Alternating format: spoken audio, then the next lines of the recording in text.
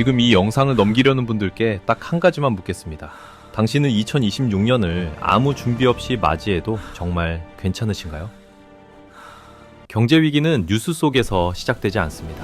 그리고 대부분의 사람들은 이렇게 말합니다. 설마 이렇게까지 될 줄은 몰랐다. 하지만 그 말을 하는 순간에는 이미 늦은 뒤입니다. 지금 우리가 느끼는 이 불안과 압박, 이건 시작일 수 있습니다. 2026년 당신의 자산과 소득은 지금과 같을 거라고 확신하십니까? 많은 분들이 아직도 이렇게 생각하십니다. 위기라기엔 아직 멀쩡하지 않나? 뉴스에서 난리 나기 전까진 괜찮은 거 아닌가? 하지만 경제위기는 언제나 사람들이 괜찮다고 느낄 때 이미 내부에서 진행되고 있었습니다. 겉으로는 멀쩡해 보이지만 안에서는 천천히 금이 가고 있습니다. 문제는 그 금이 언제, 어디서 먼저 터질지 아무도 정확히 모른다는 점입니다. 2026년이 위험한 이유는 단순하지 않습니다. 2026년은 지금까지 쌓여온 문제들이 한꺼번에 현실이 되는 시점이 될 가능성이 크기 때문입니다.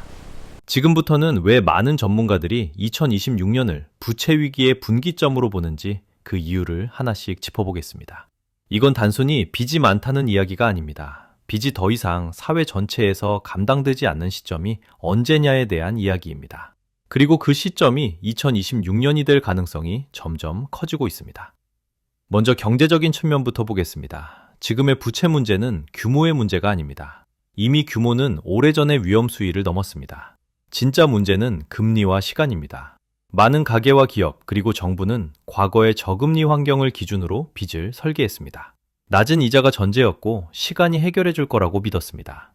하지만 금리는 예상보다 훨씬 오래 높은 수준을 유지하고 있고 그 사이 이자는 매달 현실이 되어 빠져나가고 있습니다. 이자는 조용하지만 가장 강력하고 확실한 파괴력을 지니고 있습니다. 소득이 조금 줄어드는 것은 버틸 수 있지만 이자가 구조적으로 고정되면 어느 순간부터는 버틸 수 없는 구간으로 넘어갑니다. 바로 그 지점이 2026년 전후로 몰려 있습니다. 여기에 부채의 만기 구조가 겹칩니다. 많은 대출은 몇 년 단위로 재조정되거나 만기가 돌아옵니다. 문제는 이 만기들이 상당 부분 2025년에서 2027년 사이에 집중되어 있다는 점입니다. 이전에는 만기가 돌아와도 다시 빌리면 됐던 구조였습니다. 하지만 고금리 환경에서는 같은 조건으로 갈아타기가 어렵습니다. 이건 단순히 이자 부담이 늘어나는 문제가 아니라 차환 자체가 막히는 상황으로 이어질 수 있습니다. 이때부터 부채는 거대한 위기의 쓰나미가 됩니다. 이제 정치적인 측면을 보겠습니다. 정치권은 항상 위기 앞에서 선택을 해야 합니다. 문제는 지금의 정치 환경이 고통을 미루는 선택을 반복해왔다는 점입니다. 부채 문제는 당장 표로 연결되지 않습니다. 오히려 긴축과 구조조정은 정치적으로 가장 어려운 선택입니다. 그래서 많은 정책은 시간을 버는 쪽으로 설계되어 왔습니다. 지원을 늘리고 부담을 미루고 문제를 다음 정권으로 넘기는 방식입니다. 하지만 부채는 정치 일정에 맞춰 움직이지 않습니다. 미뤄진 부담은 결국 한 시점에 몰려 터지게 됩니다. 2026년은 정치적으로도 책임을 더 이상 미루기 어려운 구간과 겹칠 가능성이 큽니다. 사회적인 측면에서도 신호는 분명합니다. 지금 사회 전반에 퍼진 감정은 성장에 대한 기대가 아니라 버티는 피로감입니다. 많은 사람들이 빚을 내서 자산을 샀고 그 선택이 틀리지 않았다고 믿고 싶어 합니다. 하지만 자산 가격이 더 이상 빠르게 오르지 않는 순간 그 믿음은 흔들립니다. 문제는 이때 사람들의 행동이 바뀐다는 점입니다. 소비를 줄이고 투자를 멈추고 위험을 회피하기 시작합니다. 이건 개인 입장에서는 합리적인 선택이지만 사회 전체로 보면 동시에 위축이 발생하는 신호입니다. 부채가 많은 사회에서 이런 집단적 위축은 연쇄 반응을 일으킵니다. 특히 2026년이 위험한 이유는 세 주체가 동시에 한계에 가까워질 가능성 때문입니다. 가계는 이자 부담에, 기업은 수익성 악화에, 정부는 재정 부담에 각각 압박을 받습니다. 과거 위기에서는 이 셋 중 하나가 완충 역할을 해주었습니다. 가계가 힘들면 정부가 버텨주고 기업이 흔들리면 금융이 받쳐주는 시기였습니다. 하지만 지금은 세 주체 모두 여유가 줄어들고 있습니다. 이건 위기의 전형적인 조건입니다. 또 하나 중요한 요소는 심리의 변화입니다. 부채 위기는 숫자로 시작하지 않습니다. 심리로 시작됩니다. 이자 내기가 버겁다 해서 앞으로 더 나아질까라는 의심으로 바뀌는 순간 사람들은 행동을 바꿉니다. 소비를 줄이고 투자를 멈추고 위험을 회피합니다. 이 변화가 일정 수준을 넘으면 그 자체가 경제를 식히는 힘이 됩니다. 2026년은 이 심리 변화가 누적되어 행동으로 본격화될 가능성이 높은 시점입니다. 그래서 2026년의 부채 문제는 단순한 금융 이슈가 아닙니다.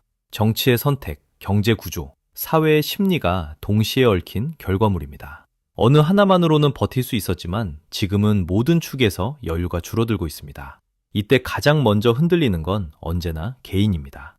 뉴스보다 먼저 통장에서, 통계보다 먼저 생활에서 느껴지게 됩니다. 이제 중요한 건 예측이 아닙니다. 대응입니다. 2026년에 정확히 어떤 형태로 터질지는 누구도 단정할 수 없습니다. 하지만 부채가 위기의 신호라는 점은 분명합니다. 지금 대비하지 않으면 선택지는 점점 사라집니다. 반대로 지금 구조를 점검하고 부채를 관리하고 현금 흐름을 안정시키는 사람은 같은 위기 속에서도 전혀 다른 결과를 맞이하게 됩니다. 지금 이 이야기가 불편하게 느껴진다면 그건 잘못된 반응이 아닙니다. 위기를 감지했다는 신호일 수 있습니다. 질문 하나 드리겠습니다. 당신은 지금까지 이런 말을 한 번이라도 믿어본 적 없으신가요? 버티면 언젠가 오른다. 부동산은 절대 안 떨어진다. 이 말들, 우리는 너무 오랫동안 아무 의심 없이 받아들여 왔습니다. 그리고 바로 그 믿음이 지금 가장 위험한 착각이 되었습니다. 우리가 먼저 인정해야 할 사실이 하나 있습니다. 자산 가격은 진실을 반영하지 않습니다. 자산 가격은 오직 한 가지만 반영합니다. 돈이 얼마나 풀려 있었는지, 그리고 사람들이 얼마나 믿고 있었는지입니다. 지난 10년간 자산 가격이 오른 이유는 우리가 더 똑똑해졌기 때문이 아닙니다. 경제가 구조적으로 좋아졌기 때문도 아닙니다. 돈이 넘쳐났기 때문입니다. 우리는 자산 가격 상승을 실력의 결과로 착각했습니다. 집값이 오르면 선택이 옳았다고 믿었고, 주가가 오르면 안목이 있었다고 생각했습니다. 하지만 냉정하게 말하면 그건 대부분 환경이 만들어준 결과였습니다. 금리가 낮았고 대출이 쉬웠고 돈을 빌려도 부담이 없었기 때문에 가격이 오른 겁니다. 그걸 능력이라고 착각한 순간부터 문제가 시작됐습니다. 여기서 정말 중요한 사실 하나를 말씀드리겠습니다. 자산 가격은 오른 적이 있어서 오르는 게 아닙니다. 자산 가격이 오르려면 반드시 필요한 조건이 있습니다. 누군가는 더 비싼 가격에 사줄 사람이 있어야 합니다. 그리고 그 사람은 당신보다 더 많은 돈을 더 쉽게 빌릴 수 있어야 합니다. 그런데 지금 그 조건이 무너지고 있습니다. 금리는 높아졌고 대출은 까다로워졌고 사람들은 불안해졌습니다. 이 상태에서 자산 가격이 과거처럼 쉽게 오를 수 있다고 믿는 건 희망이 아니라 현실 부정에 가깝습니다. 그럼에도 불구하고 우리는 이렇게 말합니다.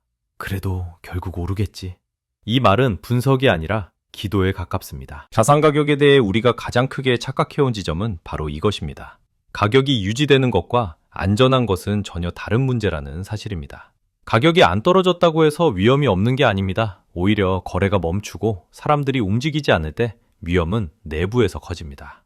조용한 시장은 안정이 아니라 긴장 상태일 수 있습니다. 그리고 더 불편한 진실 하나를 말씀드리겠습니다. 자산 가격은 당신의 인생 속도를 전혀 고려하지 않습니다. 언젠가는 회복된다는 말은 당신이 그 언젠가까지 버틸 수 있다는 전제가 있어야 의미가 있습니다. 하지만 현실은 어떻습니까? 대출이자는 매달 나가고 생활비는 줄지 않고 시간은 계속 흐릅니다. 자산은 버티는데 당신이 먼저 무너질 수도 있습니다. 이 가능성을 우리는 너무 가볍게 무시해왔습니다. 자산 가격에 대한 믿음은 한 사회의 집단적 신앙과 같습니다. 그리고 이 신앙이 너무 오래 유지되면 사람들은 경고 신호를 보지 않으려 합니다. 지금도 마찬가지입니다. 이번엔 다르다. 이번엔 버틸 수 있다. 과거에도 그랬다. 이 말들은 과거 모든 위기 직전에 반복되었던 말들입니다. 이제 정직하게 말해야 합니다. 자산은 당신을 구해주는 존재가 아닐 수 있습니다. 오히려 잘못된 믿음 속에서는 당신을 묶어두는 족쇄가 될 수도 있습니다. 자산을 가진 것과 자산에 의존하는 건 완전히 다른 문제입니다. 지금 당신의 선택이 2026년 이후 인생을 완전히 갈라놓을 수 있습니다. 지금 느끼는 이 충격, 외면하지 마십시오. 이 충격이 없다면 변화는 시작되지 않습니다.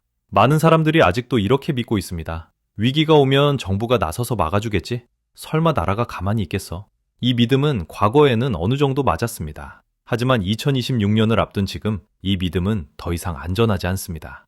과거의 경제 위기를 떠올려 보겠습니다. 1997년 외환위기, 2008년 금융위기, 2020년 팬데믹 위기. 이 위기들에는 공통점이 하나 있었습니다. 정부와 시스템에 아직 쓸 수 있는 카드가 남아 있었다는 점입니다. 금리를 크게 낮출 수 있었고 돈을 대규모로 풀 수 있었습니다. 2008년 금융위기 당시를 보겠습니다. 금리는 빠르게 인하됐고 중앙은행은 전례 없는 유동성을 공급했습니다. 2020년 팬데믹 때도 마찬가지였습니다. 경기가 멈추자마자 돈이 풀렸고 정부는 재정을 동원해 개인과 기업을 떠받쳤습니다. 그 결과 위기는 있었지만 붕괴는 막을 수 있었습니다. 하지만 2026년을 향한 지금은 상황이 완전히 다릅니다. 가장 큰 차이는 물가입니다. 과거 위기에서는 물가가 문제가 아니었습니다. 그래서 금리를 내릴 수 있었고 돈을 풀어도 명분이 있었습니다. 지금은 살려야 한다는 말이 통했습니다. 지금은 다릅니다. 금리를 내리면 물가가 다시 흔들립니다. 돈을 풀면 환율과 신뢰가 동시에 압박을 받습니다.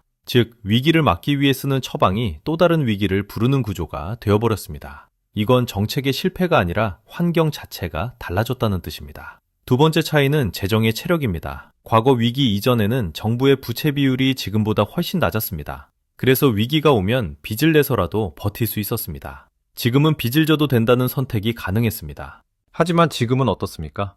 이미 많은 국가들이 상당한 재정 부담을 안고 있습니다. 즉, 위기가 와도 예전처럼 마음 놓고 돈을 쓰기 어려운 상태입니다. 이건 개인으로 치면 이미 카드 한도가 찬 상태에서 비상 상황을 맞이하는 것과 비슷합니다. 세 번째 차이는 위기의 동시성입니다. 과거 위기들은 한 영역에서 시작해 다른 영역으로 번졌습니다. 하지만 지금은 가계, 기업, 정부가 동시에 압박을 받고 있습니다.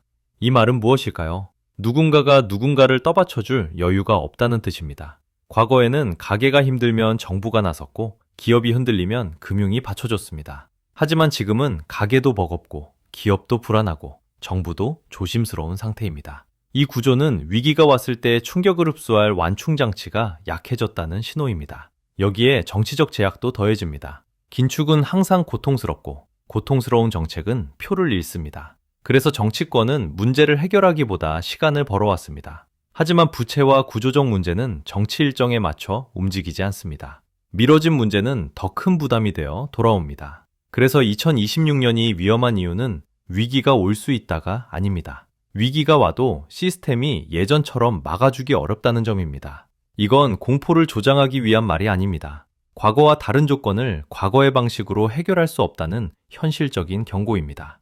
이제 영상을 마무리하겠습니다. 하지만 한 가지는 분명히 말씀드려야겠습니다. 2026년 경제 위기는 공포 마케팅이 아닙니다. 이미 조건이 갖춰진 현실입니다. 이 영상을 보며 불안해지셨다면 그건 겁을 먹어서가 아닙니다. 당신이 상황을 이해했기 때문입니다. 위기는 아무 경고 없이 오는 재난이 아닙니다. 항상 신호를 보내고 그 신호를 알아본 사람만 준비합니다.